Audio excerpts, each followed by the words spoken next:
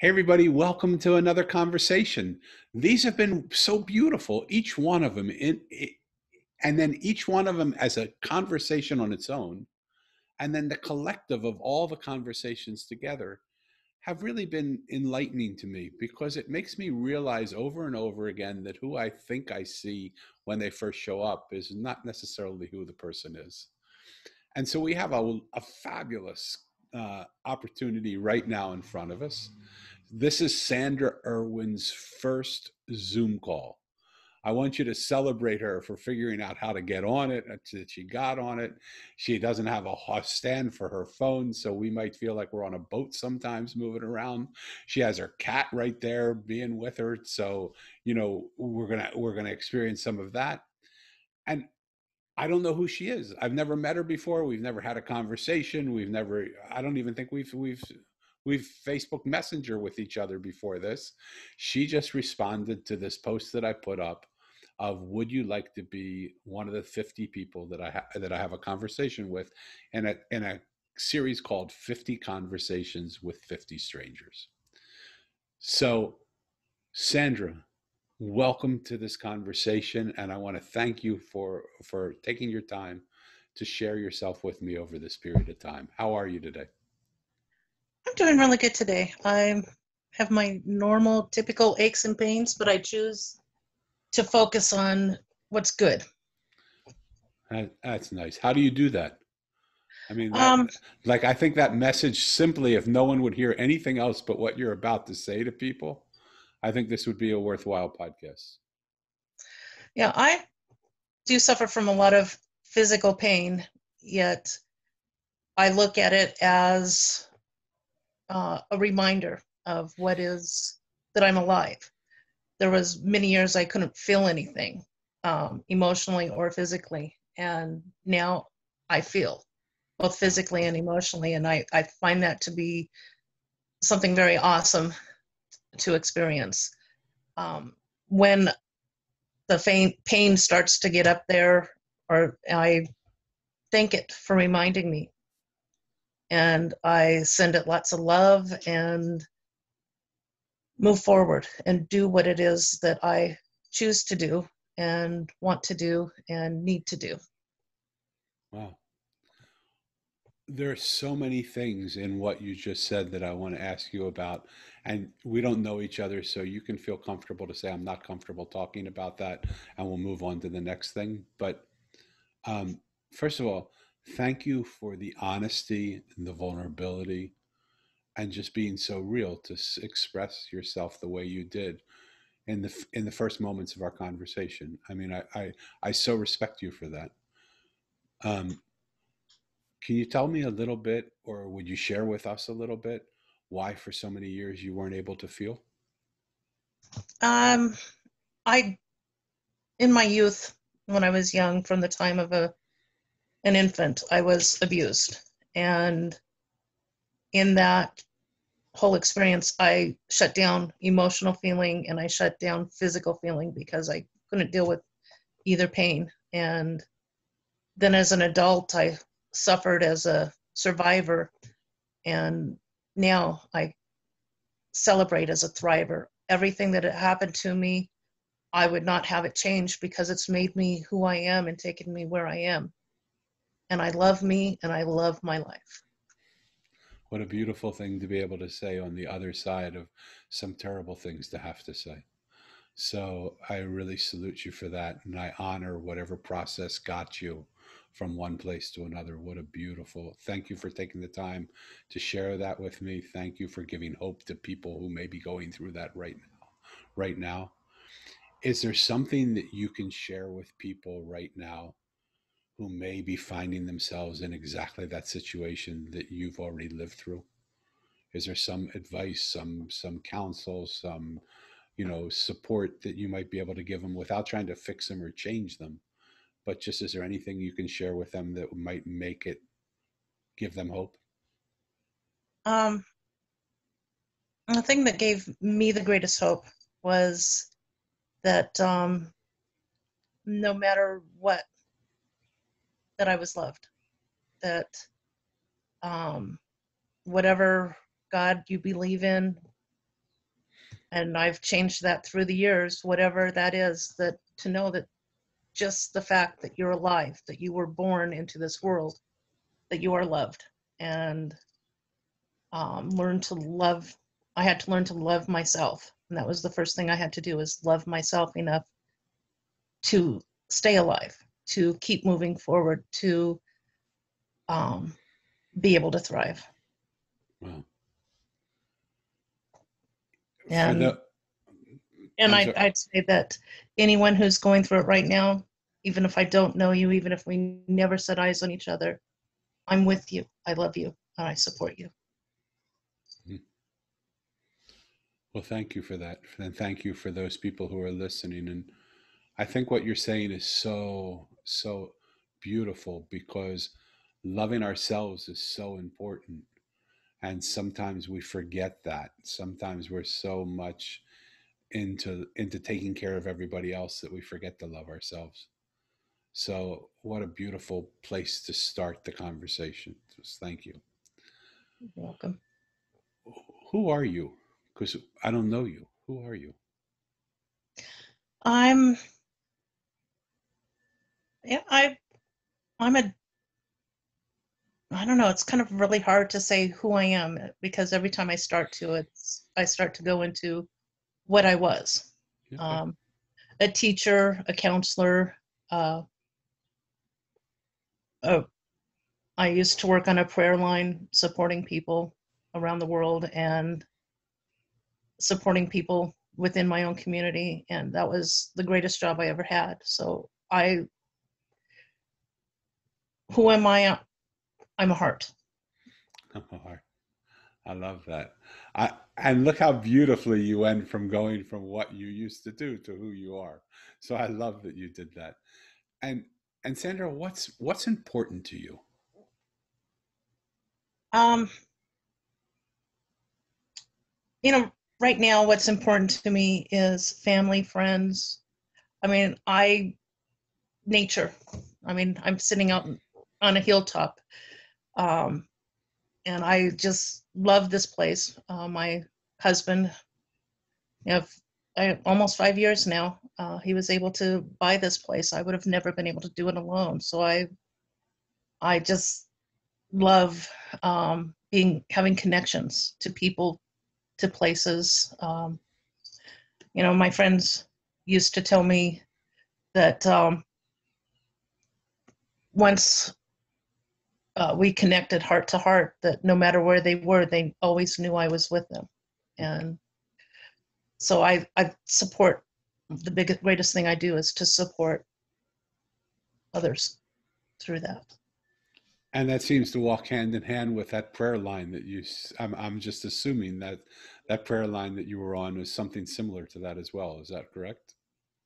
Yes, I worked on it many times. People in the midst of crisis would call in and ask for prayer support, and just that immediate transformation, whether it was an individual or a group sitting around um, a speakerphone, it just,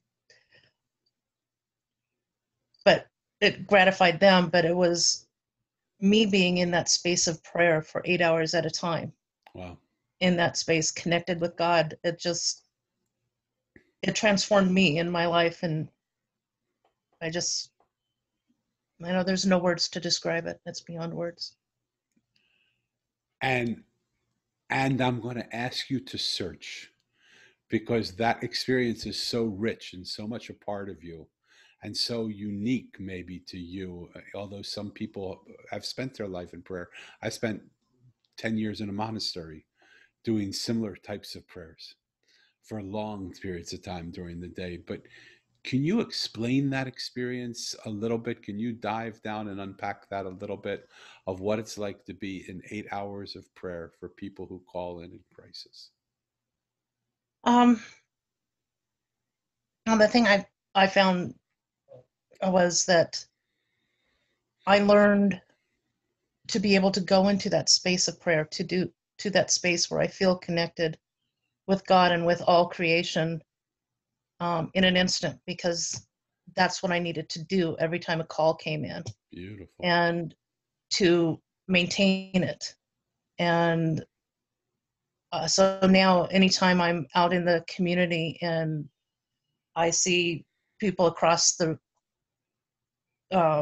restaurant starting to get into an argument, I immediately go into prayer because, for peace, for love, for understanding, so that it doesn't spread out. I used to practice it on the bus. I lived in Denver, Colorado, Mm-hmm. and I'd ride the bus across town.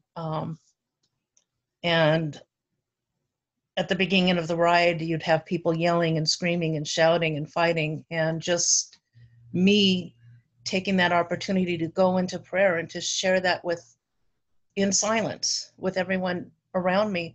By the end of the bus ride, half an hour later, people were laughing and sharing stories with each other. Wow. um, it was an amazing thing to see and to practice. Well, you're witnessing, as people listening to this conversation, why I love conversations like this. Who would have thought Sandra Erwin would be telling us these stories right now from just, not knowing her at all? Who would have thought that this would have been what we talk about within minutes of opening up and just sharing something so personal and so real? Thank you for doing that.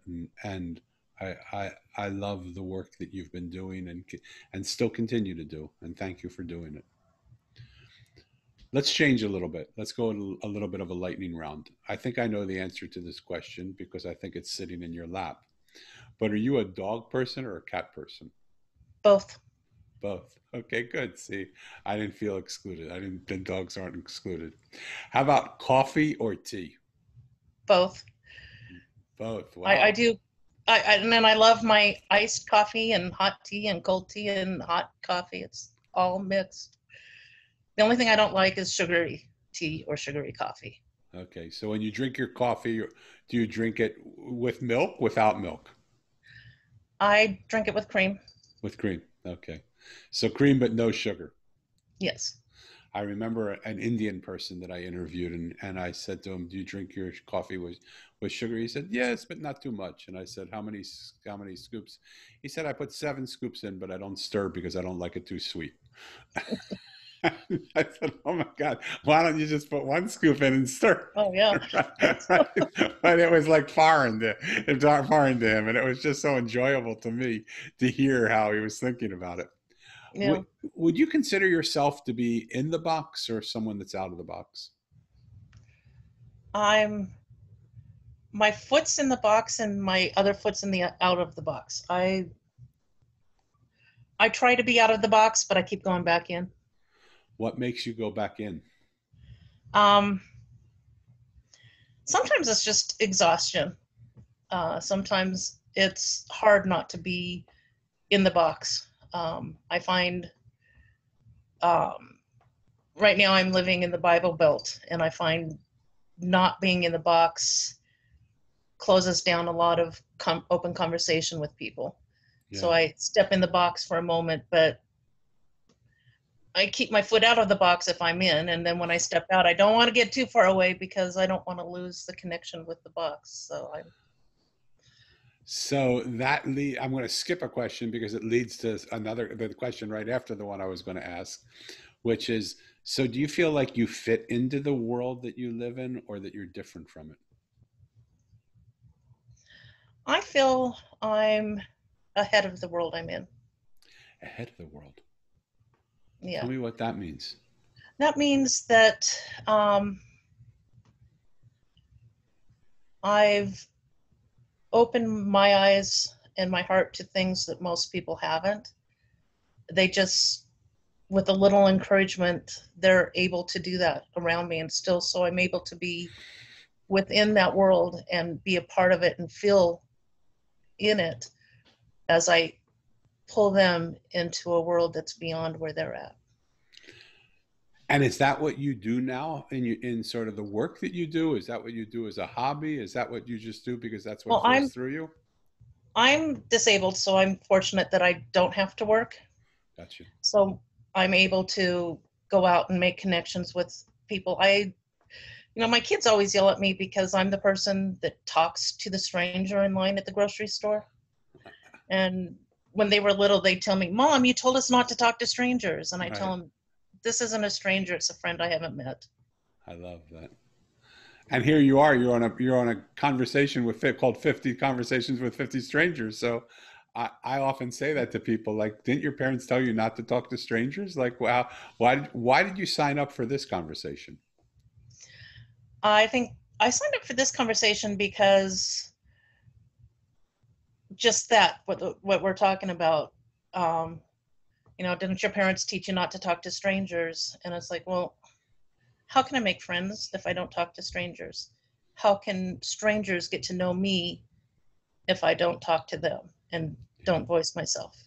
yeah, It's, and my belief is that we're all interconnected heart to heart, through God. Um, and if we're connected in our hearts, we may as well know each other. love it, love it. I wrote this book called The Mosaic, which I guess is somewhere over here. I never know because it's a screen, so I don't. I'm pointing in the wrong direction. There it is. Um,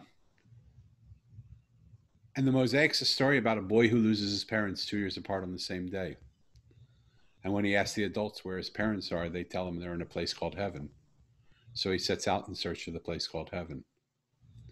And one of the things that he finds is that he doesn't meet the people that he would normally think are those that are going to take him to heaven. He meets the blind woman and the homeless man. He meets the street artist and the trash man. He meets this road worker and the gardener and the waitress and the traveler. And he wonders, why am I meeting these people? Like, what's going on? But then he says, I'm here with them. I might as well just sit and listen to what they have to tell me. And Sandra, in every single case, when he sits and has a conversation with somebody, he sees that the person he thought he was sitting down with is not at all who they are. And in just a short conversation, he sees that he doesn't really see things the way they are. He sees things the way he is. And he Mm-hmm. wonders, how would I get out of my own way so that I might see a world that is not the world that I see, but the world that actually is? And what's interesting is right at that moment, he looks over and he sees a monk unzipping the sky and inviting him into a parallel reality where he goes and follows him and walks in. And he meets the wise one who's the keeper of the mosaic. And I'll leave it there in an enticement for anybody who might be interested in that trailer to read the story of then what happens. But I love this idea of having conversations and really seeing beyond the surface thing of what we see. And I think let's continue on. Do you think one answer only? I know because you're a both person, and I know both of these are going to be important to you. But I want you to tell me which one is more important to you right this minute. Okay.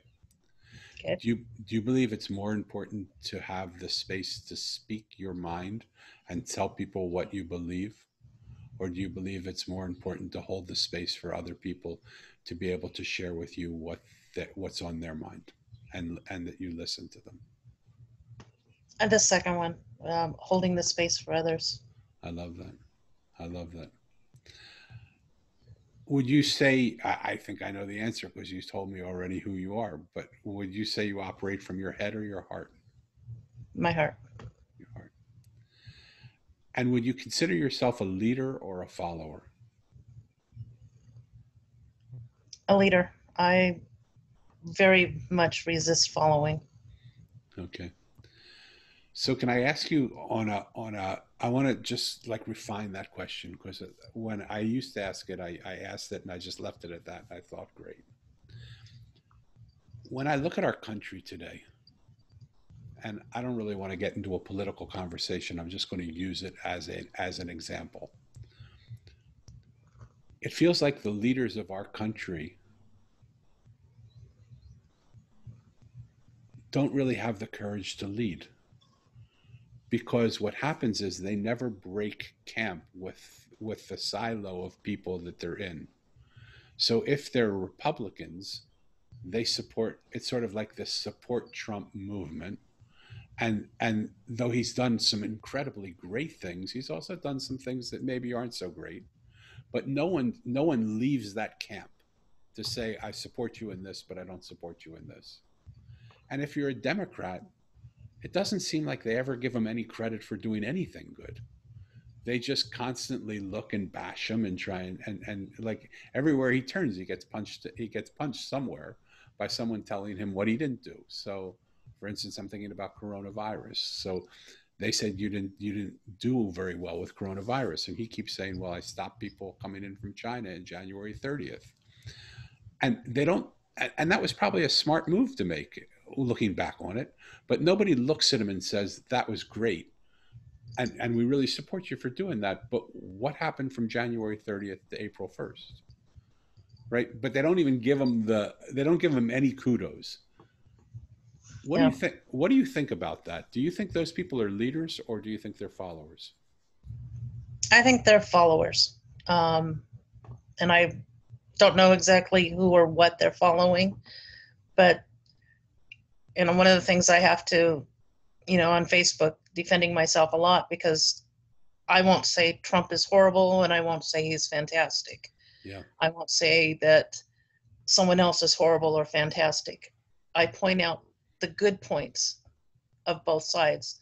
And I say, if you want, with politics, if you want me to vote for someone, tell me what they're going to do to make my life and the lives of those I love, which is all humanity, better. yeah, And then I get yelled at for not blindly supporting. And it's yeah, like, I'm not a follower. I'm not going to follow.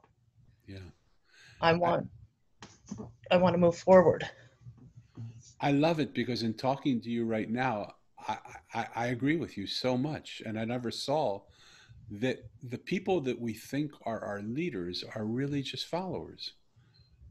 And so where does our leadership come from? When you think about it, where does our Yeah. leadership come from? Our leadership, I don't, as far as it goes within the government, I don't know where it's coming from. But when I look within individual communities and I see leaders, that person that's um, the homeless person that's walking, that used to guard my house when I lived in Denver. I didn't have to lock my doors because the homeless in the community guarded my house because I would let them take a shower. I would give Wow. them water. So that person led a lot more than I lived on Capitol Hill than anything that was going on at the Capitol. Yeah. Fabulous. I love the life that you've led, and these little tidbits keep coming out that are so beautiful about who you are. So thank you for slipping them in here and there. It gives real texture to the person that I'm talking to, and I love meeting this person. Last question in the lightning round, which really wasn't a lightning round, I guess, but we can call it that way. Um, do you think people are more similar than they are different, or more different than they are similar? More similar than they are different. Wow. However, focusing on the differences more than they do the similarities. I love that. Why do you think we do that? If we're more similar than we're different, why wouldn't we focus on what we have in common rather than what we're different in? Because from a young age, we're taught to not like the parts of us that are different from others. And so as we get older, we don't like the parts of others that are different from us. Hmm.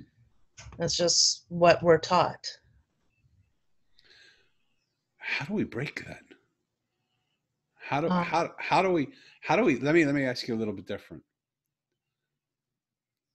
Where did we get the idea that who we are isn't good enough and that we have to try and be somebody else, that we can't like who we are because there are parts of us that we don't like, that we try and block those away and try and be something other than we are, and then criticize other people for being trying to do the same thing we're doing, and see, like, how did that like, if I were to write that story for a movie script and I were to show it to you, You would go, this is like, what? This is crazy. No one's ever going to believe this. How did that, what happened? I don't know. It's um, decades ago. I mean, maybe centuries ago, it became part of our culture when had to fight to, thinking we had to fight to be able to have our needs met instead of realizing there's enough food, there's enough air, there's enough light, there's enough water for everyone. We're taught we have to fight with other people for it. So I think that's where it all goes back to, is that view of limitation instead of abundance. Yeah. And then if you're like me, and I don't know if you grew up with this same saying, but I certainly grew up with it, that my parents always told me, and the community around me always told me, united we stand, divided we fall. Did you ever hear that growing up? Yeah, I did. So how did we get a message of divided we fall as the reason, as the way to live our life? I mean, I'm asking you. I'm not asking you for necessarily for answers. I'm Yeah, just I, I'm just asking if you're in wonderment about it in the same way I am. I do. I wonder, and look, instead of wondering about the past where it became part of our culture, I focus on how do we make it um, different? How do we change it into something that will help all humanity thrive instead of just parts of humanity? And so, what have you And discovered? I've discovered um, that each individual can change the world, and just doing good deeds to other people, no matter what, with other people and for other people. I've seen that grow, and more people join in and do and help, and focusing on the good things. And when I do that, then I see more good, and I see more people doing more good, because just as divided um, we fall, you know, I don't know, it somehow we can make a difference, Yeah, supporting everyone and sharing love instead of sharing discouragement and hate. yeah.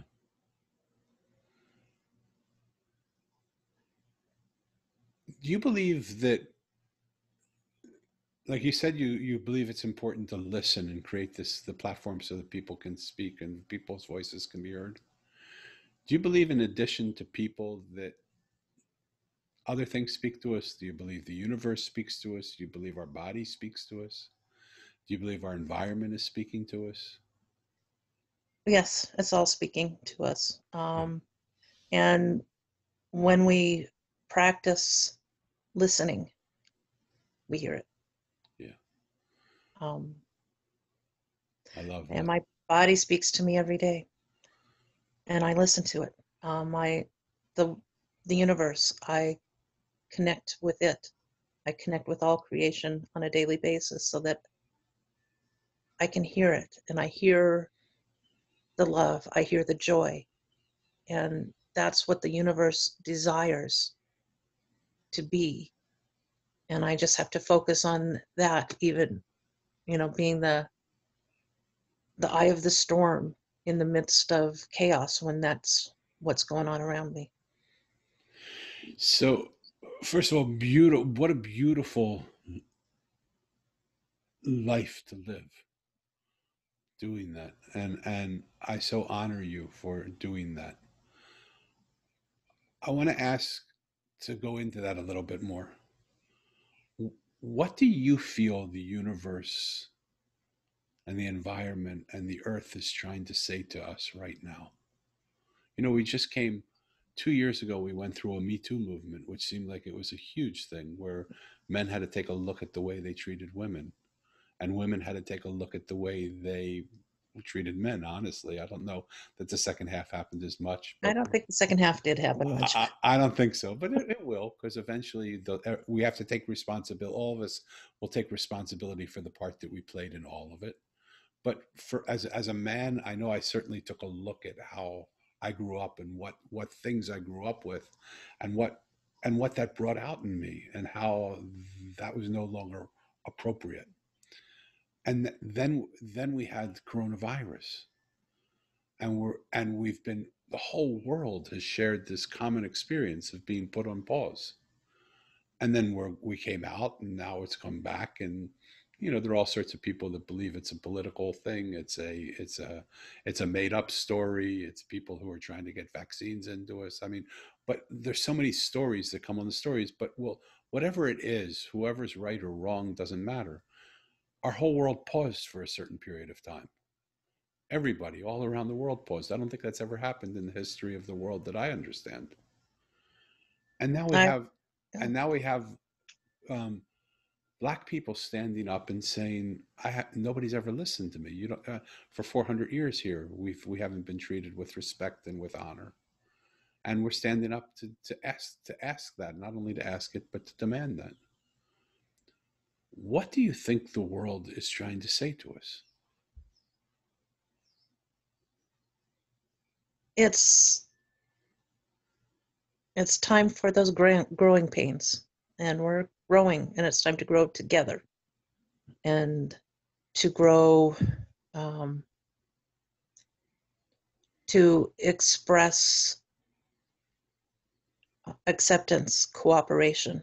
It's time to recognize and to honor each individual for their strengths, for who they are, not what they are. Love that. You could be a spokesperson for the mosaic, because one of the things that makes a mosaic beautiful is that every piece is different. Some pieces are broken, some pieces are whole.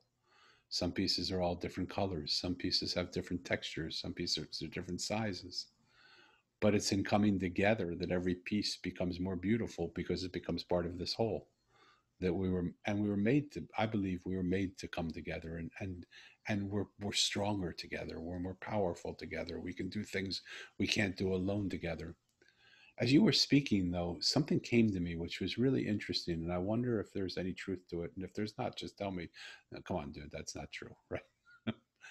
But the experience you're having in your body of having pain and saying thank you for it, for thank you for letting me feel. Do you think that's all what's happening in the world? That's what the world is trying to say to us by this pain that it's giving us, by saying you've forgotten how to feel. You've become deadened to each other. And when you feel this pain, say thank you for learning to feeling again. And now that you do feel, what will you do with it? It just was interesting because it sort of tied together in my mind as you were speaking. I have to agree with you. I hadn't thought of it like that, but yeah, it does tie together. It's so fascinating, right? To just like to when you listen to what a person says, you sort of start to see these things happening. Where do you see your place right now in the world? What is it you would like to say? Um, you know, my place in the world, for me personally, is a place where I'm holding open my heart and connecting with every heart that is willing to receive the love that I offer, and um, uh, giving without being asked to give. That's my place. But the other half has to be, I was always a giver and always shrugged off people giving to me. But the other half has to be, in order for me, other people to give, I have to be open to receive. Yes. And in order for me to continue to give, I have to receive. Yeah. So not only is my heart open to giving love to everyone else, it's also open to receiving love from everyone else. And And how are you doing? filtering out filtering out the anger, the hate, the resentment. Yeah. And how are you doing with receiving? Because so many people that are givers aren't that great at receiving. I myself have been one of those people. Well, one of my beloved ministers used to, when we gave our offering, his prayer that he had had us all recite was um, freely I give and joyously I receive. Love it. Now, it's this perfect gift is spirit and form. Freely I give and joyously I receive. Yeah. And so I've learned to practice that So thanks to him. how are you doing with receiving? Like, can you feel the love that's coming through you right now in this Oh, I conversation? do. I can feel it. There's, um, I can feel that transformation coming through within this energy, within this room that I'm in right now. It's, it's, um, it's wonderful. So this is going to sound like a strange question, but who you are is what we need. Are you available to give people what they need? How do you have a website? Do you have social media links? Do you have a business where where people can call you up and just they can pay you something to give you something so that you can pray for them and love them and do it, or is this all just a service that you provide? It's all just a service I provide. Wow. So Um, if someone wants to pray for them, how would they get in touch with you? um,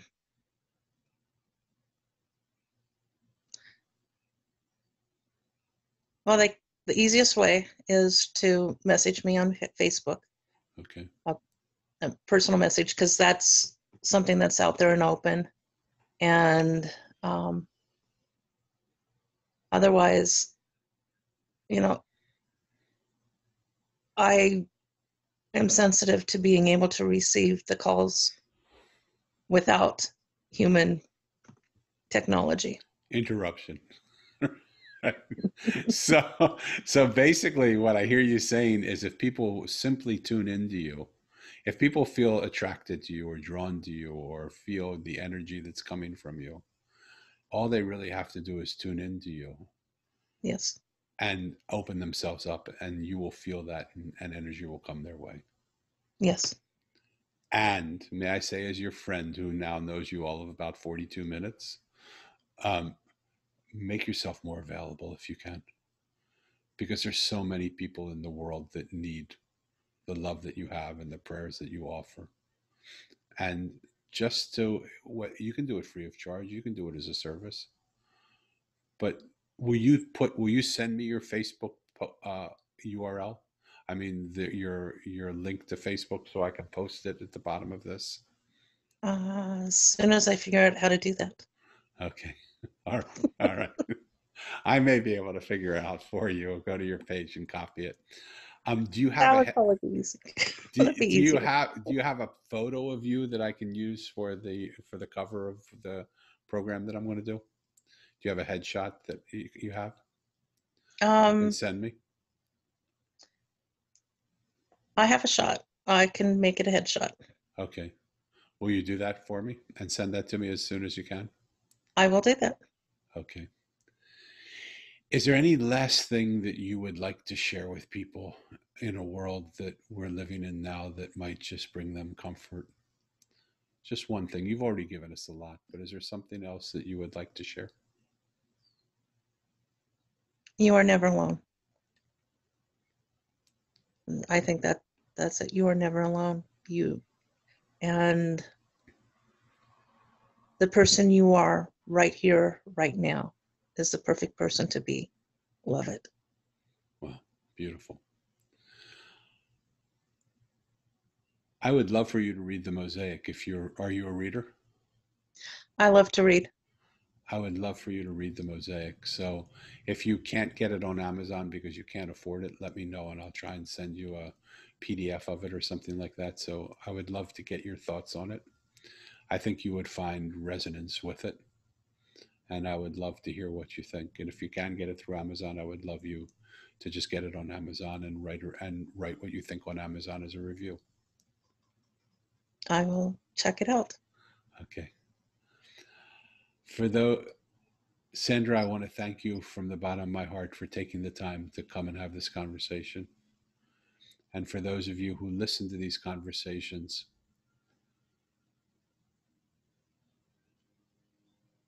I want you to open your hearts and your minds even wider. Because who would have thought that this is the conversation we would be having? You know how much courage it takes to show up this honest, this vulnerable, this real? And here's this beautiful, beautiful woman who speaks of being disabled, who sits at her home, just loving and praying for people that are in need.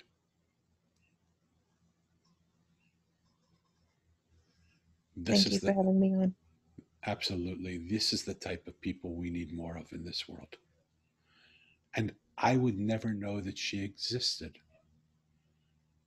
if we hadn't had this moment of conversation. I wouldn't have picked it up from her Facebook page. I wouldn't have picked it up from anything. I don't even know how we bumped into each other. I don't even know where we connected with each other. And yet, look what happens when you take a risk and have a conversation with somebody. Stranger things have happened than having a stranger become a close friend. Yes. I want to encourage each of you, like I have at the end of every conversation that I've had, to have the courage to reach out to someone you don't know and just ask them how they're doing and just listen. You don't need to fix them. You don't need to change them. You don't need to help them. Just listen to what people have to say. And in doing that, if you're at anything like me at all, your life will become so much richer by just taking the time to spend a few moments together with someone that you never knew before. Who knows? You might even want to do it with some of the people that you know, where you take time to just listen to one another. For me, the Mosaic is about a revolution of listening. Because if we would listen to each other politically, in our businesses, in our religious lives, we wouldn't need to have one foot in the box and one foot out of the box. We would be able to just listen to each other and just hear what each other is saying and support each other. We don't have to agree with each other. I found that in my life, I've known some of the most wealthy people in the world and some of the poorest people in the world. And all of them wanted the same thing. They wanted to be loved and accepted. They wanted to be listened to and heard. They wanted to be acknowledged and validated. And each of us has the power to do that for another person. That's what I take away from Sandra. She sits quietly, prays, and loves. Thank you so much for the work that you do and for being a part of this conversation, Sarah. It's my pleasure. For all of you listening, if you like this, share it with your friends. If you feel to, invite somebody you know or to have a conversation with you. And if we don't know each other, contact me. Let's have a conversation. Stranger things have happened. Until next time, take care. Don't be a stranger.